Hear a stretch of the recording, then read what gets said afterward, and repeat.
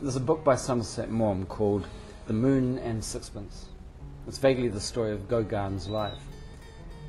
And in there's a quote, "There is an innate faculty for myth in the human race. It is the protest of romance against the commonplace of life." Well, we're all a little bit in love with fairy tales. We all love stories. And in every village square, in every country in the entire world, you'll always find eventually a great big monument to some hero. Usually they're not a hero at all. They're usually somebody who's made a whole bunch of money out of grinding the faces of the working classes, and then in their twilight years, as they feel the cold rot of mortality into their bones, they toss a few shekels back to the proletariat, to the arts, to the disenfranchised, and then in return the grateful populace split up a great big hunk of bronze to them, and it's usually a lie. But it ain't necessarily so. I mean, the more I researched into Graham, the more I came to like him. He seemed to be a man without flaws. Improbable, but it's possible. And everybody I met along the way said how ready he was to help.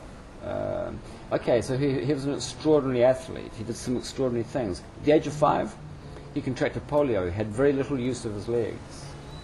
And then one day he was introduced to sport. He said, in his own words, "It was like a door opening for me."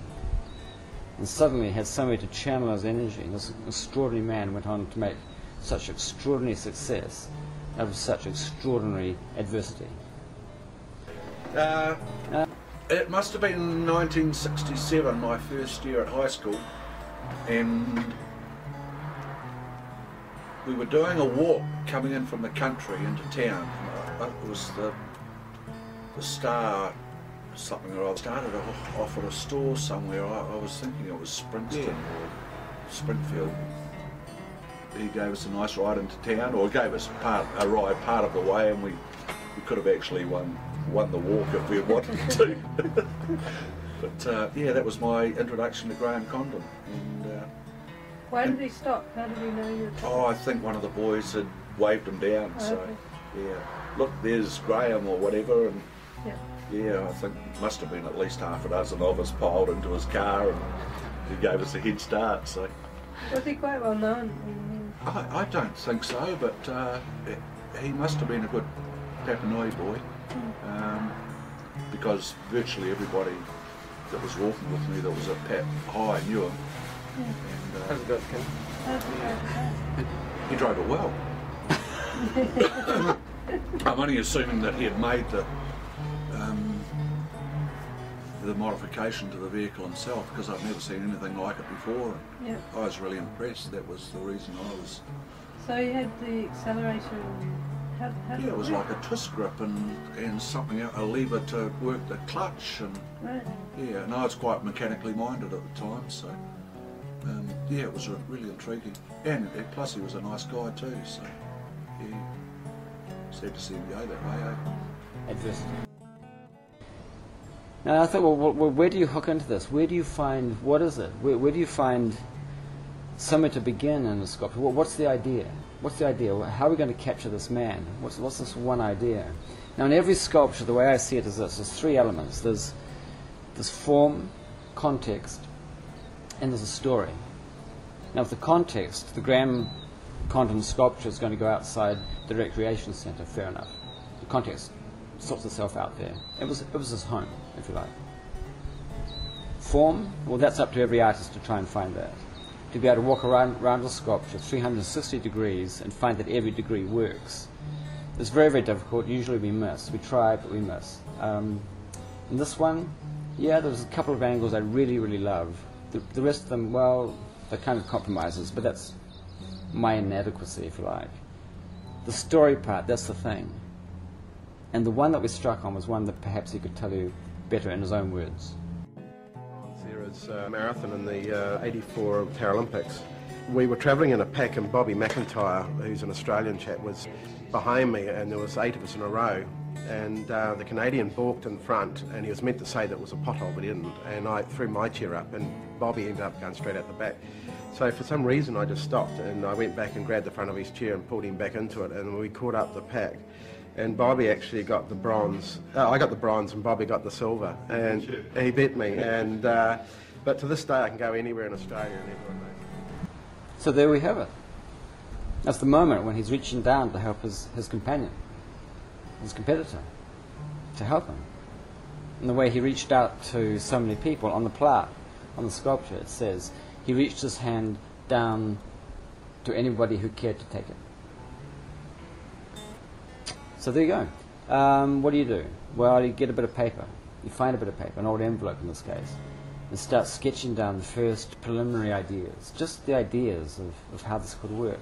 One thing I wanted to do here, I don't know if I was writing this or not, but I didn't want to put the wheelchair into the sculpture because, well, the minute I did that, he would be compartmentalized, the same way as when I tell people that I'm an artist. They say, oh, you're an artist, you're one of those, so you're probably a tree hugger as well. They put me into a box and say, well, that's the box of art, and we don't go there. So to have Graham confined to the wheelchair would put him into a box. And you see, he didn't do that. He didn't stay with disabled. He trained with able-bodied athletes. His life was full of people who weren't disabled. He wasn't in a box at all. But that's what that wheelchair would have done, would have framed him off. So instead, I've got a plinth, I've got him rising out of the plinth, almost sort of half-sculpted, which in fact is really the reality of it. Halfway through his life, it was cut off. There's much more of him to go. But in this way, you've got the man, you've got him with his healthy, robust body of, let's say, a man of mid-30s. But the face is a little bit older. It's the face that the public knew. It was the face of the councillor. It was his press face, if you like. It was the face that was easily recognized. He had many faces in his life. And that's one of the problems of the sculpture. When I've gone back through all the photographs, I've seen so many Graham Condons, different shapes, different sizes, beard, no beard, and so forth. And what we need for this is the public face, the face that the people remembered, not simply his family. And of course, there are no photographs of him on the 360 degrees axis, which a sculptor really needs to work from. So I have to just take a shot at the likeness and hope for the best. Right. So we start with the sketches, fine.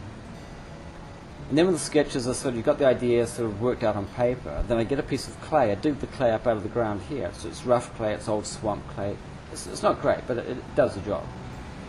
Then having made a small sculpture out of the clay, then I refine it, make it out of plaster. And with the plaster, with the white plaster, I can see the shadows and the divots. I can see all the details that I can't see in dull clay.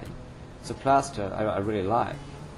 And from that small plaster model, having got the gestures right, then I work up into a half-size piece of plaster which I can sort of solve most of the problems on. And once I've got those problems solved on the half-size form of Graham, then I cut that into pieces, put it onto a pantograph, which is going to expand the thing into a twice life-size model. It's the same thing as using calipers, only it's a little bit quicker.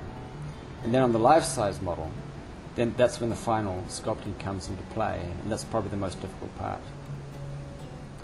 Now, after the sculpting into the plaster, once I'm happy with that, we take molds of the surface of that plaster, and in this case we took about 25 to 30 molds of the surface of that plaster. And we took it in substance which wasn't plaster of Paris. It is made of plaster of Paris and crushed brick, a very traditional form of bronze casting. This is a refractory material. It can stand a lot of heat. And that material, we put it on about, say, 3 inches thick. We take off a beautiful print off the critical surface of the plaster. And then onto that surface I'll layer 5 millimeters of clay, a thin layer of clay, however thick I want the bronze to be. And then make a sandwich. I'll make another sloppy mix of Ludo, place that on the back of that first face. So we've got a sandwich now with clay in between. Once the Ludo is set into a very firm substance, I take it apart, remove the clay, put it back together again. Now you've got a hollow mold. Now that mold can have bronze poured into it, but not until the mold has been superheated to drive all the water out of the mold. Not just the water, not just the dampness, but the chemically bonded water in that refractory material. If you don't, and the bronze gets in there, and steam arrives, you've got a disaster. We've had a few of those, but that's okay. It's just part of the bronze casting process. Don't tell Osh. So having dried out those moulds and preparing it for the bronze to go into the mould, we take them very carefully out of the furnace. They're now as delicate as a ginger biscuit, even more delicate. And then we put them into a pit and we pack dirt around those moulds to hold them firm. The bronze going in is going to try and push them apart. We don't want that to happen, of course. So very carefully we pack the dirt around those moulds. We might have 3 or 4 moulds in the pit. And then we'll melt up a pot full of bronze, I don't know, maybe 80 kilograms of bronze. And then between us we'll skim it and we'll pour it into the moulds. Hopefully everything goes well, there's no hissing, no steam comes out. You can actually hear it. You can hear when the metal is running beautifully through the moulds. The metal pours down into the mould by way of a pourer, and we'll show you this later, and then drives all the gases out vents in the sides, because you don't want gas trapped in the moulds. You don't want little bubbles in the fingertips or in the chin or the nose or the ears. You want those to be clear. So for every pointy surface, we try to lead the gases away from them so that the bronze metal can flow through and out again without being impeded. And we get a good print. Then we'll leave those moulds on the ground for maybe a quarter of an hour just to cool down. Doesn't have to be much longer. A cup of tea's worth. Then we'll dig them up, break them open, and hopefully the bronze is all there. It's pretty rough stuff. We have to then get angle grinders and cut off the sprues and the risers and clean them up a wee bit. And then if you've got, say with Graham, those 29 pieces, we'll then weld them all together with a MIG welder. Each plate will go together, be welded into a form which makes it all one solid piece. And then once that's in place and everything looks right, the proportions are correct, then we'll work over it with files and fettling tools, take away all the rough edges. And the final thing I do is just rub my hand over the whole form to find any kind of catches, any nicks, any tiny bubbles of metal. Once we've got the great piece of bronze in place, on a pedestal, up high, away from the ground, away from us, we'll spray it with acids to get whatever patinas we want. Usually ours is a blue-black patina. This time I used a mixture of blue, brown, and a bit of black, just to get a gradation. I wanted it to go sort of dark from the waist up to a sort of light brown at the top, mainly because Graham's face was looking down and would be in shadow, and it would be hard to see if it was all black. So with that light brown look, you can see him quite clearly. Plus it's a nice development from the black plinth flowing through into the light brown. It's a nice effect. So that's really all there is to it. The final touch, I suppose, is to coat the thing with beeswax and give it a good polishing, and then we're set. The only thing then to do is to check on it from time to time to make sure the patina isn't creeping in some way. That's easily fixed. A little bit of heat, a little bit more wax, and that'll do it. Now, whenever I tell this process to art groups who come here, after about 2 minutes, their faces go blank. What on earth is he talking about? So in this video, I'm going to show you just some of the preparatory pieces. For example, I'll just show you a quick diagram of how, say, a typical lost wax process mold works. And take a look at this.